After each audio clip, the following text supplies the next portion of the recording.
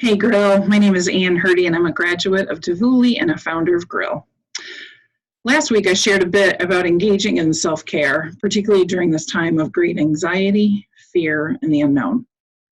This week I want to share with you a few tidbits and ideas to think about as you continue to find ways to support the families that you engage with. As I share, I want to acknowledge my thoughts surrounding this topic come from working with families in a variety of contexts.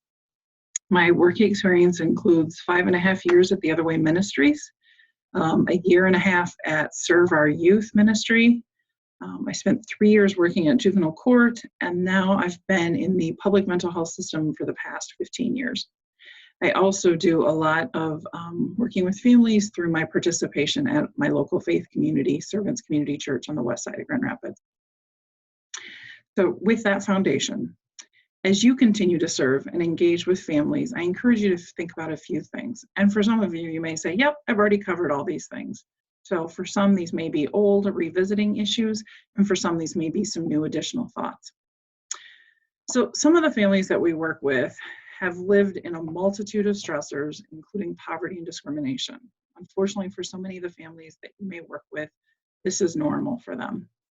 Now, those everyday life issues are compounded by ensuring children are doing what they need for school, which I know from talking to my staff can be so overwhelming right now. Then there's also those stay-at-home orders, which Governor Whitmer continues to enforce, encouraging us to be more socially isolated in an attempt to keep COVID-19 numbers at bay. For some families, they've experienced a loss of friends or family members without the opportunity to have appropriate funerals or opportunities to grieve and mourn the loss. Some families that we know are struggling with working in low-paying jobs and are being exposed to others on a daily basis, which again is only going to mount the stress of the situations that they're facing in their lives. So everybody, each and every one of us, is responding to stress and that worry differently. If you are working with families and seeing their reactions to everyday stressors come out differently, I encourage you to be mindful. This is reasonable and to be expected. And a little self-disclosure for myself, I recognize that I too am experiencing the stressors and the worry of everyday life slightly differently than I normally have.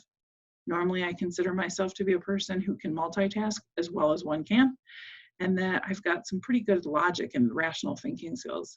And yet at the same time, some days I am way quick-tempered. I have less patience than I need to. Some days I'm not near as rational in my thinking or as logical. My problem-solving skills seem a little bit slow. Again, I attribute it to the stress and the worry of COVID-19. So perhaps some of you are experiencing the same issues. Perhaps some of the families you work with are experiencing the same issues. So again, we'll be gracious with one another, recognizing that the stress of this situation, in addition to the normal stress some families experience, is absolutely mounting for them. So what might some of those responses look like? As I just mentioned, for myself, I'm more quick-tempered, less patience, not always quite as logical, not able to problem solve as well.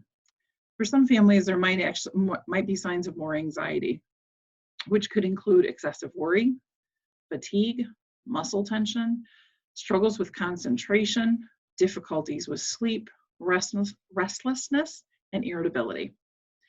Other families may be experiencing more signs of depression, which includes lack of interest in doing those normal everyday activities, a change of eating habits, literally a slowing down of their movements, fatigue, feelings of worthlessness, and or lots of guilt, struggles with concentration, and some individuals may be experiencing thoughts of suicide or engaging in self-harm. If you know individuals with anxiety or depression, you may notice the change in the level or the intensity of these symptoms. So some of the families that we may work with already have one of these issues going on. Now we may just see that intensified.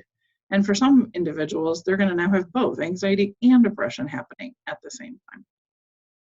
So given what's happening for families, it's important to consider this. Certainly our first question is, what does each family need, recognizing that those things may be very different than we expect? For instance, during this time, I anticipated that many of the families that I work with in my job would have a need for additional food assistance. And while there certainly are some families who have had that need, other families do not have that need between the sack breakfasts and lunches that they can pick up from the schools, Other families noticed a notable increase in the cash assistance on their EBT cards. So again, while I assumed I knew what some families would need, I've had to take a step back and say, what do you need? How do I best support you right now? Because their identified needs might be different than the ones I had for them. We certainly want to be considering and supportive of families' Maslow's hierarchy of needs, starting with those basic needs: food, clothing, shelter, sleep, all those basics. Another role that some of you may be doing is providing almost like case management support services by connecting families to resources. For some of you, this might be old and you've done it so many years, you don't even know you're doing it anymore. And for others, this may be a new role. For some of us, we may be connecting people to some basic needs, like I just mentioned. Other resources may be related to the mental and emotional safety needs of individual family members. As many of us are struggling with anxiety and depression, some more than normal, it may be helpful to explore and support families engaging in counseling supports. Most agencies that provide counseling services are now able to do so via telephone or teleconference. So if you have a family who's in need of this type of additional support, it can be done. And Medicaid is paying for telehealth services to occur during this time, which is certainly not the norm for Medicaid. In addition to asking families what they need, I encourage you to reflect upon what strategies have you found to be most successful in the past. Some of you have amazing strategies that you have used to support families in a whole bunch of different ways. How have you successfully supported them in the past? Do those strategies continue to apply? Or maybe it's helpful to tweak those strategies just a little bit. You know your families best that you support and you engage with on a regular basis. So how can you be there for them? As you think about all the different strategies for supporting families, I don't know about you, but sometimes I'm finding it a bit overwhelming. So I encourage you to continue to care for yourself. And I know I probably sound like just a repeating, skipping record over and over saying the same thing. And yet at the same time, I cannot emphasize it enough because the needs of others can be so overwhelming right now. I literally just got off the phone with a colleague in another part of the state who just gave a big sigh of exhaustion. And as she and I talked, we talked about that supporting and caring for others is rewarding, but so exhausting work. We're feeling incredibly overwhelmed by the demands of our jobs right now, by the stress of our personal lives, because let's be real, our lives look so different right now. So I encourage you, how do you set appropriate boundaries? How late is your phone on? How late are you taking phone calls?